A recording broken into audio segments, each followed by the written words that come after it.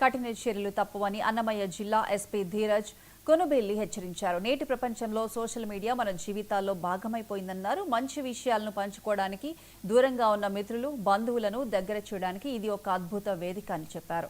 కొంతమంది అవాస్తవాలు, పుకార్లు, విద్వేషపూరిత పోస్టుల కోసం వాడుతుండటమే శాంతి భద్రతలకు భంగం కలిగిస్తుందని ఎస్పీ అన్నారు. సోషల్ మీడియా కేసు సంబంధించి ఎవరైతే మనకి అబ్యూజివ్ కమెంట్స్, అబ్యూజివ్ పోస్ట్స్ మరియు కమ్యూనల్లీ ఇన్సెన్సిటివ్ పోస్ట్స్ ఎవరైతే పెడుతున్నారో వాళ్ళందరికీ నా తరఫున రిక్వెస్ట్ అండ్ ఫైనల్ వార్నింగ్ అండి.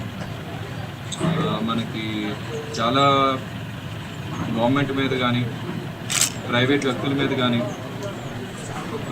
గవర్నమెంట్ అఫీషియల్స్ వీళ్ళందరి మీద కూడా చాలా అబ్యూజివ్ పోస్ట్స్ మన సోషల్ మీడియాలో పెట్టి ఐడెంటిఫై చేసి వాళ్ళ మీద కేసులు కూడా రిజిస్టర్ చేయడం జరిగింది.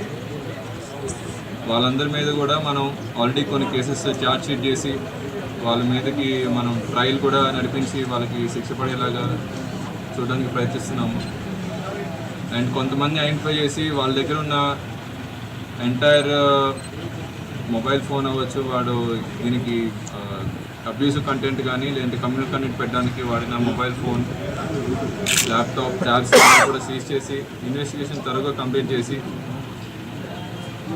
వాళ్ళకి ఖచ్చితంగా సెంటెన్స్ ఆర్ హ్యూజ్ పెనాల్టీ పడేలాగా జిల్లా పోలీస్ వారు ప్రయత్నిస్తున్నారు.